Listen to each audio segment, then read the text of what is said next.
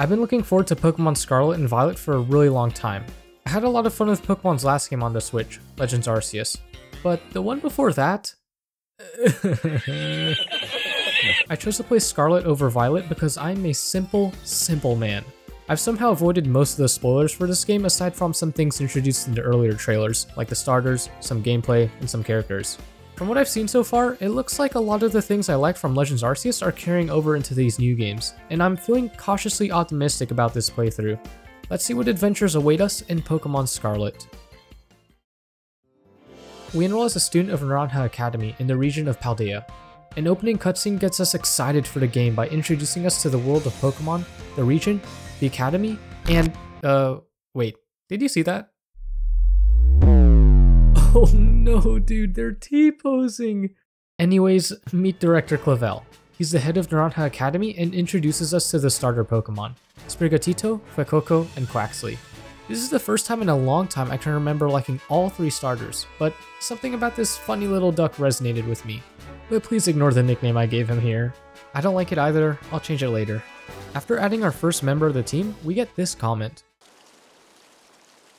What do you mean you can't believe I actually chose Quaxly? Oh. This is our rival, Nemona. She's really passionate about Pokemon battling and has a relentlessly positive attitude. She picks another starter, Fuecoco, and we do our first battle. Afterwards, we decide to head towards a lighthouse, and on the way there, she guides us through the usual tutorial stuff like how to catch wild Pokemon. Of course I had to catch Lechonk, and I named him Echonox. I'm pretty proud of that one. It doesn't take long for our journey to be interrupted. At the bottom of this cliff, we spot a weird dog. No, not the Houndours. That one. What are you?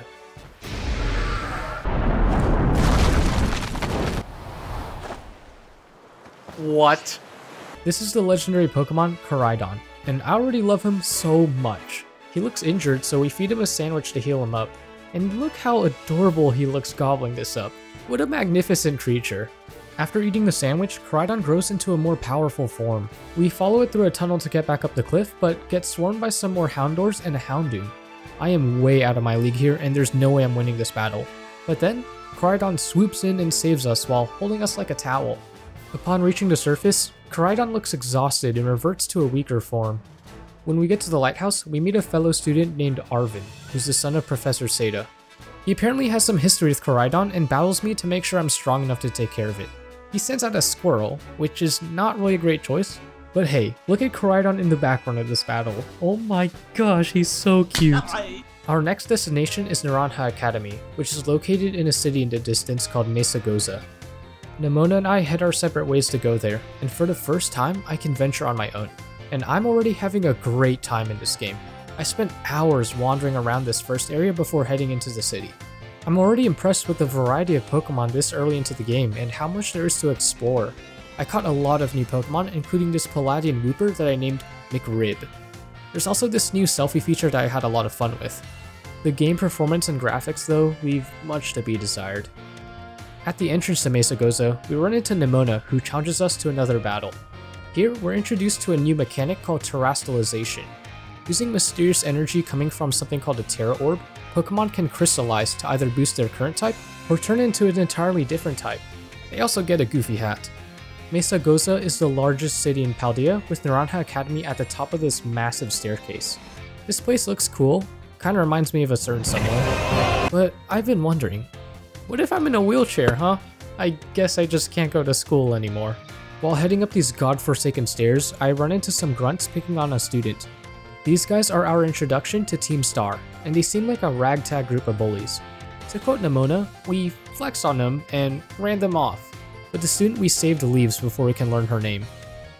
It turns out that Nemona is already a champion ranked trainer, so I guess that every time we've battled her, she's just been taking it easy on us.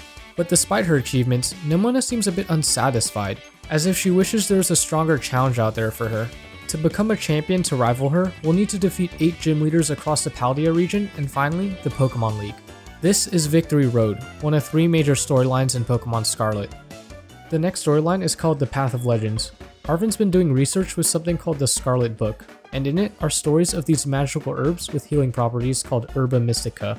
There are 5 of them total, each guarded by a mysterious Titan Pokemon. Arven isn't the strongest battler, so we'll help him take down those titans and get those herbs.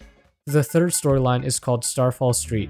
A mysterious hacker named Cassiopeia contacts us and asks us to take down Team Star in a plan called Operation Starfall. There's 5 of their bases located across the region, each with a squad boss that we'll need to defeat in order to bring down the entire team. After learning about the storylines, we get to meet Professor Seda. She is currently away doing research inside the great crater of Paldea at a site called Area Zero. She used to take care of Koraidon, but now wants us to take care of it, and she's also hoping that we can help get it back to its stronger form that we saw before. Also, we get her number. We then do a little time skip and arrive at present day. Director Clavel announces the treasure hunt. All of the students are now free to leave the academy and roam the Paldea region in search of treasure. And they seriously mean it when you're free to roam around. All of the objectives of Victory Road, Path of Legends, and Starfall Street can be done in whatever order you want, and it's amazing. Paldea is massive, and there's going to be a lot to discover. To start out, we can either go on a cool adventure with Nemona to become a champion, or find plants with Arven to make some sandwiches. Yeah, I'm gonna do a gym battle first. We're now able to ride on Koraidon, which makes traveling much more fun. And on the road to our first town, we battle some trainers, catch new Pokemon, and train our team. Quaxly evolved into a Quaxwell, and I don't know how I feel about this design. Fingers crossed I'll like his final evolution better. We also run into these crystals coming out of the ground that introduce a new feature called Terra Raid Battles. In it, 4 trainers team up against a strong terrestrialized Pokemon. These feel like a huge improvement from the raid battles in Pokemon Sword and Shield, and the music is so good.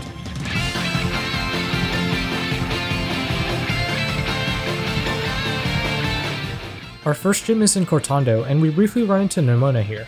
Before challenging each gym leader, we'll need to pass a gym test to prove our strength. And for this gym test, we have to roll an olive into a basket. What truly invigorating gameplay. This town's gym leader is Katie, and she uses a bug-type team, except for her ace Pokemon, which is a normal-type Teddiursa, but then she terrestrializes it to become a bug-type. I don't know how I feel about that. Anyways, we beat her and get our very first gym badge.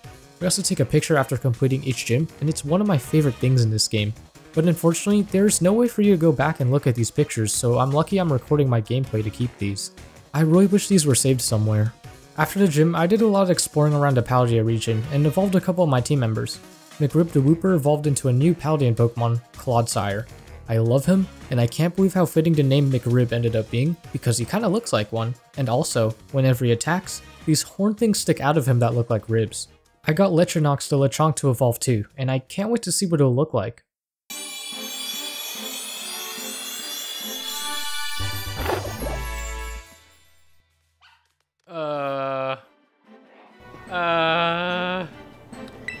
My disappointment is immeasurable, and my day is ruined. It's a lot of fun traveling in this game, but I found out that there were areas I was not prepared for yet. I was on my way to this town southeast called Alfornada, but my entire team got wiped by this trainer and his high-level Go-Goat. Let's get back on track with the story and pay Arven a visit for the Path of Legends storyline. At the location of the first Herba Mystica, I find an enormous Titan Pokemon named Cloth. It gets one-shotted in our first battle, I go after him for a rematch, and then this happens.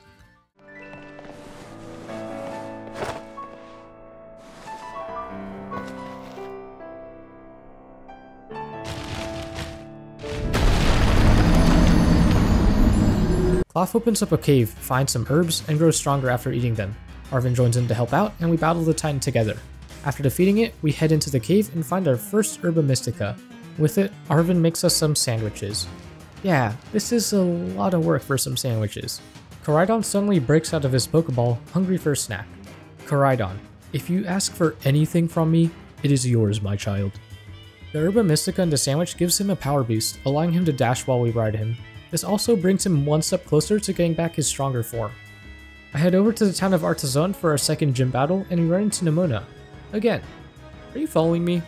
For this gym test, we play hide and seek with Sunflora, and oh wow, the frames are not good here. The gym leader, Brassius, is a grass type user, and is that a whip he's holding? That's not okay, right? Why do you have that? Despite my type disadvantage with Quaxwell, we're able to win this battle and obtain our second gym badge. We've done a bit of Victory Road and a bit of Path of Legends. Now, let's get started on Starfall Street and taking down Team Star. We run into the first of 5 squad bases and get a call from Cassiopeia to brief us in on the details. But then we're interrupted by someone that calls himself Clive. Come on, Director Clavel, what are you doing? He wants to help out with Operation Starfall, and although Cassiopeia is a bit suspicious, we let him join. Before fighting the squad boss, we'll have to pass a trial of sorts where we get swarmed by a bunch of Team Star grunts, and send out our Pokemon to auto-battle them. The game gives us 10 minutes to beat 30 Pokemon, but even if you do this part mindlessly, it can be done in like a couple minutes. We get past the auto battles and then face the squad boss, Mela. It starts out like a normal battle as usual, but then she uses the car she's standing on to battle. What? This thing's called a Starmobile and it is tanky, and also a safety hazard. You sure you want to stand there during our fight? Upon defeating Mela, we get a flashback of the squad bosses and the origins of Team Star. It paints a picture of a group of students who felt like outcasts in school, and grew to be close friends because of that. We also learn about the existence of some mysterious big boss of Team Star behind the scenes. After officially dethroning Mela, we update Cassiopeia, and near the end of the conversation, they go, "Oh Mela." Interesting. Shortly after, Cassiopeia sends out someone to give us a reward for taking down this base. It's the student who we ran into earlier, and she officially introduces herself as Penny. She tells us she's been working behind the scenes and is good with machines and hacking stuff. Interesting. Let's get back to collecting Herba Mystica. The next Titan is Bombardier, and just like the last Titan, we face it in battle alone, then rematch it for a second time with Arven. After the battle, we grab some herbs from the Titan's lair and feast on some more sandwiches. This time, the herbs give Koraidon the ability to swim. Here, we also learn why Arven is so dead set on this sandwich quest. His partner Pokemon, Mabosstiff, was gravely injured to the point where potions or Pokemon centers couldn't heal it. And when he learned about the Herba Mystica from the Scarlet book, he realized that these could be his very last chance to save his best friend. He makes sandwiches with the herbs so that's easier for Mabosstiff to eat, and it looks like it's having an effect. For the first time in a long time, it musters the strength to open its eyes, and this simple achievement brings Arven to tears. Wow, I was not expecting something so emotional here.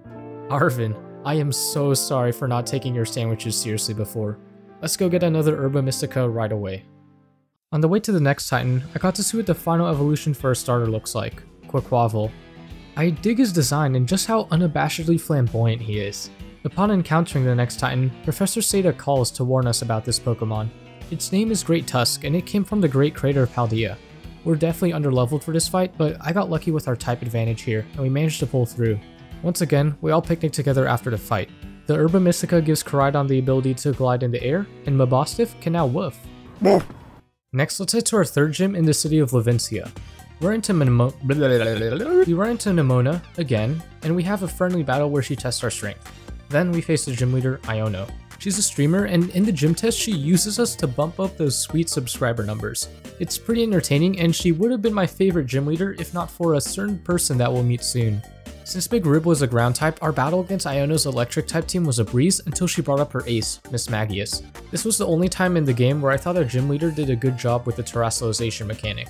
Miss Magius has an ability called Levitate that makes ground type moves ineffective against it, and since it's terrestrialized to be an electric type, I couldn't land any super effective hits, and only could beat this thing through brute force. Overall, I had a fun time with Iono and the city of Levincia. I just wish I could walk into these buildings. Both here and in other cities like Mesagosa, I was disappointed with how limited we were with these buildings and especially the shops. They just pop up as menus and you can't even go inside.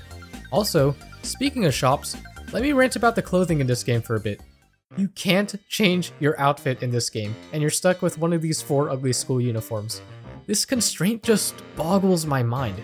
You have such a flexible character customization in the beginning of the game, like I could be a boy with the girl haircuts. That is amazing. And we have such a wide variety of other clothing customization options available from the shops, like hats, shoes, gloves, hell, even socks. And in the previous games, we have had customization for outfits. So why not here? I don't understand. And maybe I'm overreacting, but I just really like to customize my character in these games, and I don't get it. Okay, rant over. After Levincia, I wandered around Paldea for a bit and officially added a couple new members to the team. I got an Armarouge I named Burnin and a Tinkatuff I named Poppy. I also found this poor Psyduck stuck in a wall. Help me! I decided to fight another Titan with Arven. This one's named Orthworm, and unlike the last Titan, we're super overleveled for this fight and get through it with ease. After the battle, we get to the best part, sandwich time. I devote my food and my soul to Koraidon. and Arvin gives some to Mabosif as well to heal him, but it looks like it's not working this time. Next up, we continue Operation Starfall with our second Team Star base. Once again, we run into Director Clive, and we start to learn more about why he's even helping us. He's heard rumors about Team Star bullying students and feels like it's his responsibility to deal with them, so he issued an order for them to either disband or get expelled. Unexpectedly, they've held their ground, and instead of giving up on them, Clive is putting in the effort to understand why they're risking everything for Team Star. Just like the last base, we start off auto-battling a bunch of grunts, and this honestly feels like a waste of time, so let's get straight to the squad boss, Giacomo. Apparently, this is the guy that made Team Star's theme, and sir, you are damn good at making music.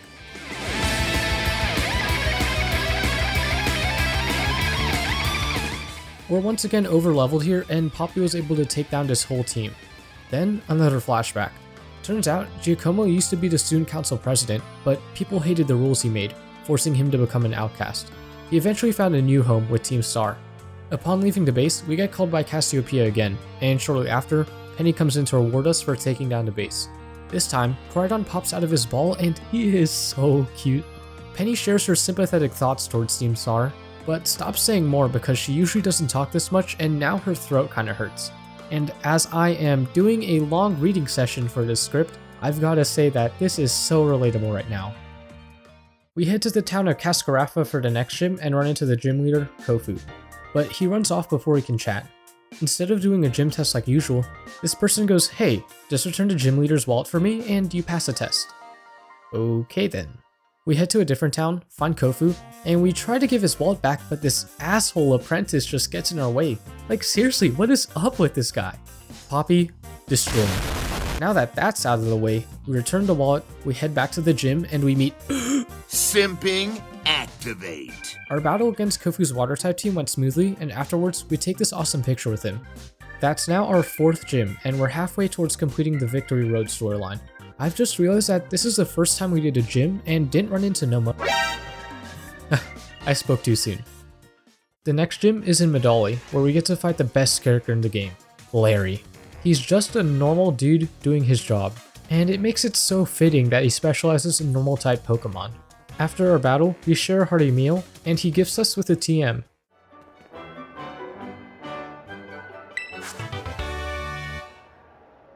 Jesus Christ, Larry. Our progress so far with the gyms catches the eye of Gita, who's considered the top champion of the Paleo region. Before we can chat more, we're interrupted by Nemona, who gets all clingy over us. We have a battle, and I find out what Fuecoco's final evolution looks like, Skeledirge. After the battle, they continue to praise me more about how much potential I have to become a champion.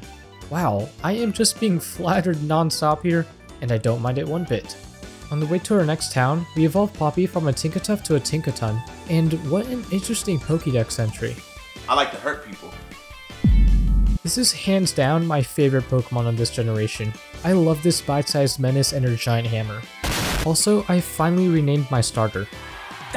We're now strong enough to get through that section of Paldea that we had trouble with near the beginning of our journey, and then we arrive at the town of Alfornada. For the gym test, we have to do this awful minigame. Like, it's really bad. I don't know who approved this. We then face the gym leader, Tulip. She's a model that works as a gym leader on the side, and I'm a big fan of her design, especially the butterfly things on her dress. I feel like she looks like she'd use bug-type Pokemon, but she's actually a psychic-type user. I've got nothing on my team that counters psychic, but that doesn't really matter when we've got Tinkaton and a big hammer. I love this Pokemon. 6th gym, complete. After that, I traveled around Paldea just to explore and do some grinding. And then I found a shiny Meditite. That's like a 1 in 4096 chance. That's pretty lucky. But you know what's even luckier? Finding another shiny, not even a minute later, in the same area. This is crazy. Okay, so now I'm thinking that this spot is glitched with high shiny odds or something, so I tried sticking around here for a bit but found nothing else. So, let's get out of here and explore another place.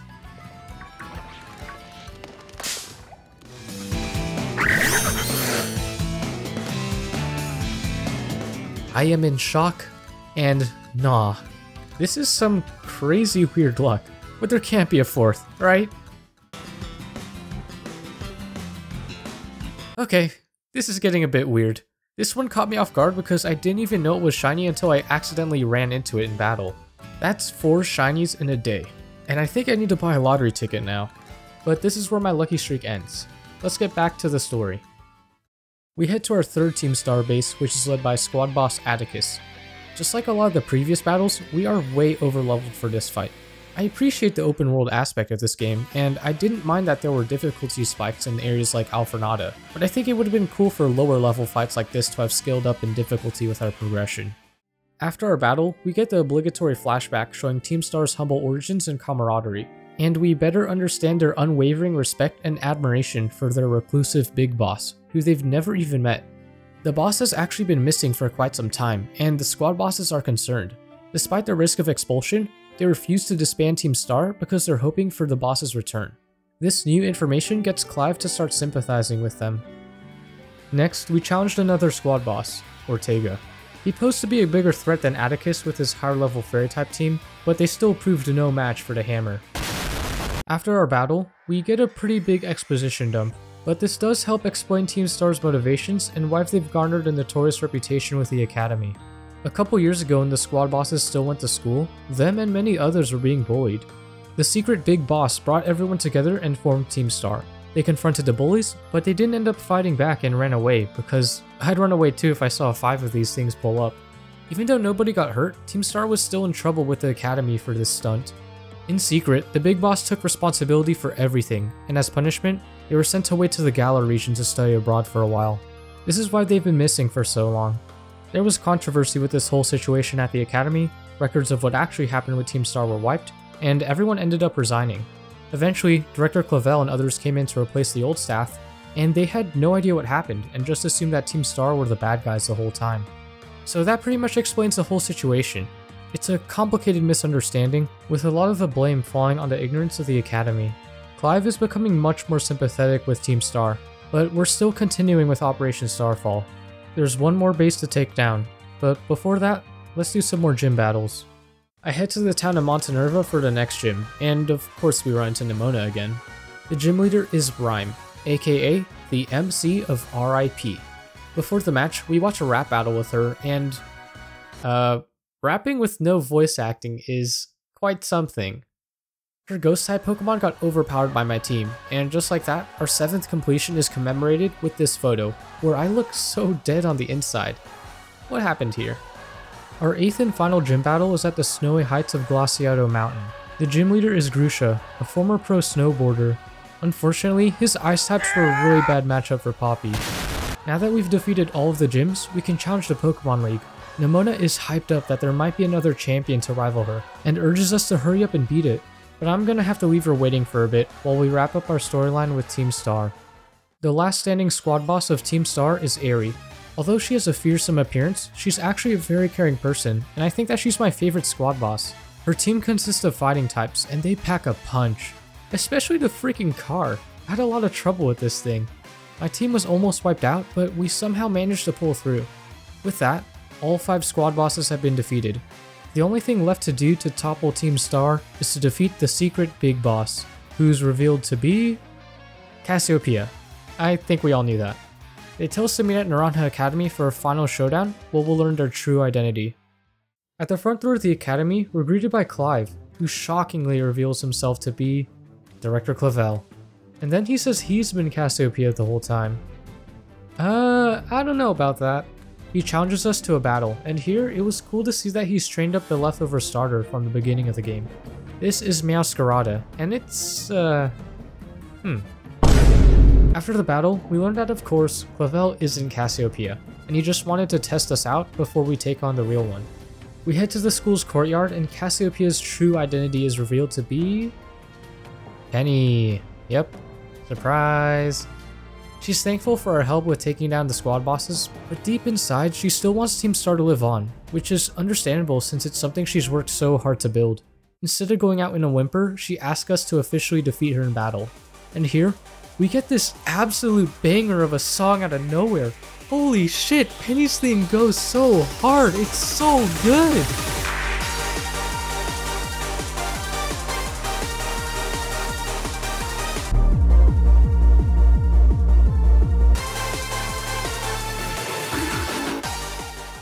Penny's team is full of a bunch of evolutions, which I guess makes sense because of the whole Eevee backpack thing. But man, talk about a missed opportunity to introduce a new evolution to this generation, or just to have some Galarian Pokemon in her team since that's where she spent her study abroad at. We win the battle, and it's once again time for a Team Star flashback. Penny tried to tell her friends to disband because she didn't want them to get into trouble with the Academy, and ultimately, she paid a sacrifice to let everyone else off the hook. And she went through all of this because her friends in Team Star are her greatest treasure. Director Clavel now understands the whole situation, and brings all the squad bosses in to meet their boss for the first time. And the animation here pops off.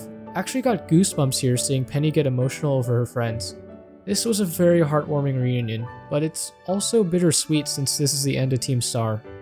Or is it? Clavel announces that they're all welcome back at the Academy. Team Star will continue, with each of their bases acting as training facilities. We get to talk with Penny alone afterwards, where she gives us her genuine thanks and lets us know that if we need any help, she'll be there. And that concludes the storyline of Starfall Street.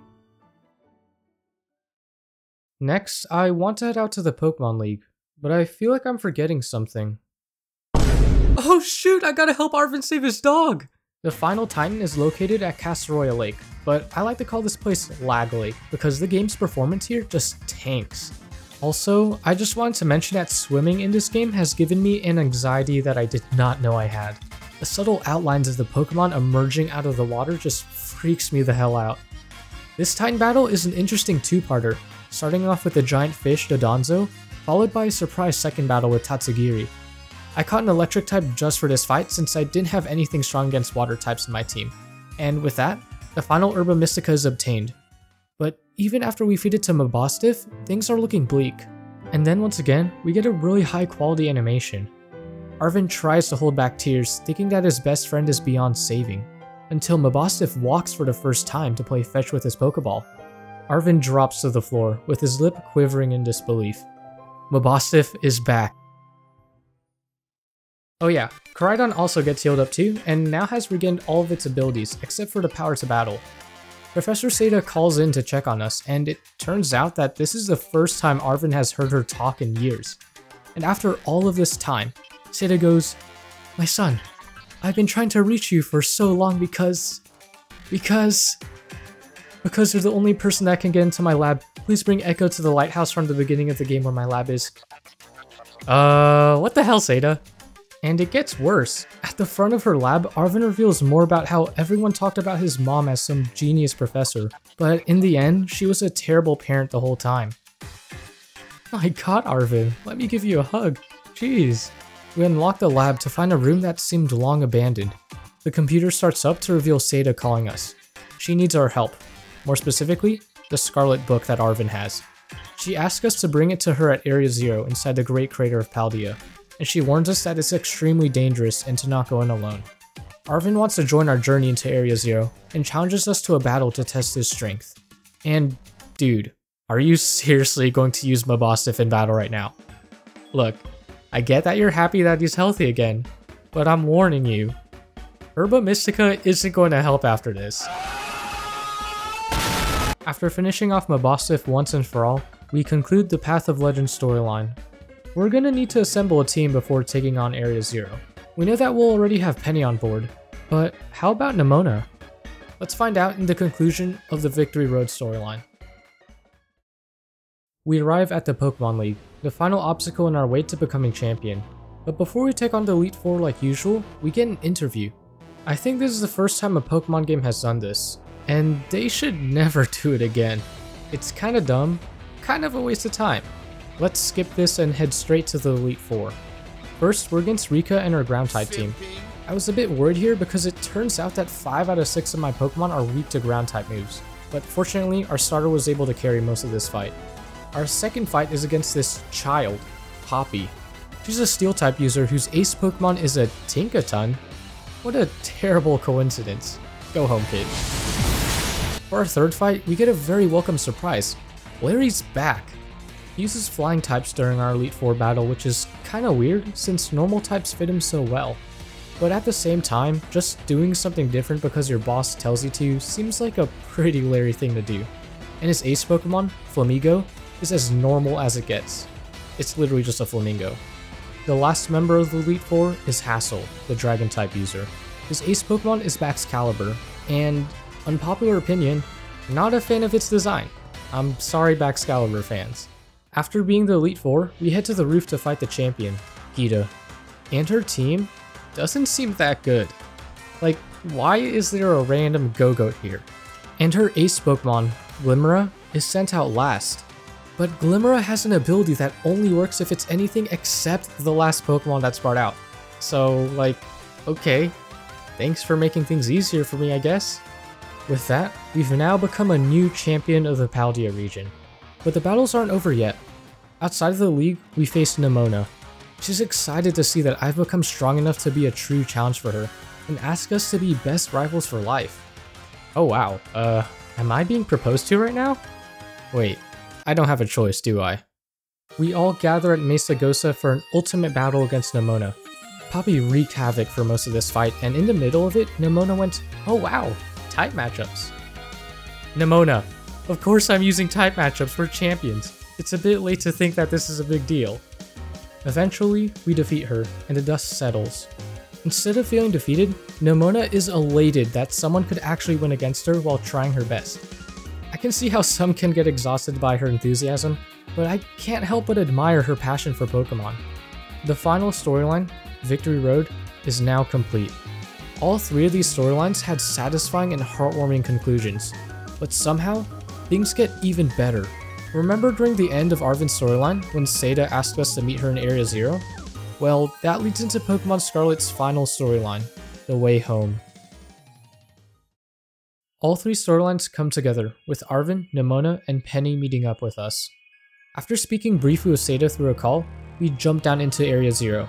In a very unnecessarily dangerous way, mind you. I think I could have died here. Upon landing, Koraidon retreats into its Pokeball, and I already feel like we don't belong here. Area Zero immediately sets a tone of mystery and danger, and I'm loving it. There's some serious Made in Abyss vibes going on here. Since we can't ride on Koraidon like usual, we're forced to walk with the others to the bottom and experience the environment firsthand.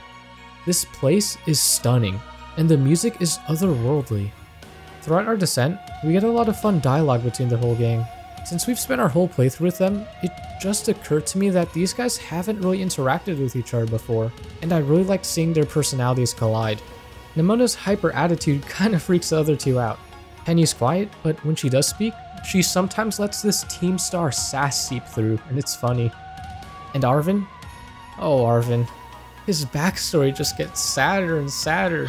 He keeps talking more about how he was neglected as a child and that he grew to hate Koraidon because Seda always paid more attention to it than him, and Mabosstiff was the only one that was there for him growing up. Arven! Oh my goodness! On our way to the bottom, we visit a few abandoned research stations, and Seda gives us more information on what to expect when we get to her. At the bottom, there's a time machine. It can bring Pokemon from the ancient past to the present, called Paradox Pokemon. This explains some of the strange new Pokemon we've been encountering here, but also, our buddy Koraidon is actually one too.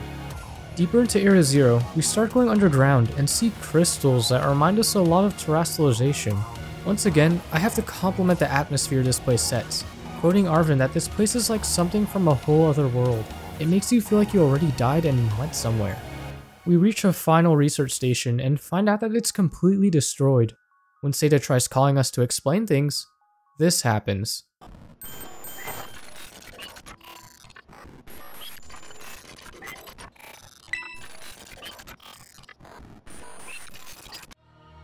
Okay, to be honest, when I play Pokemon games, I'm usually not too into the story and just do it because I love Pokemon in general.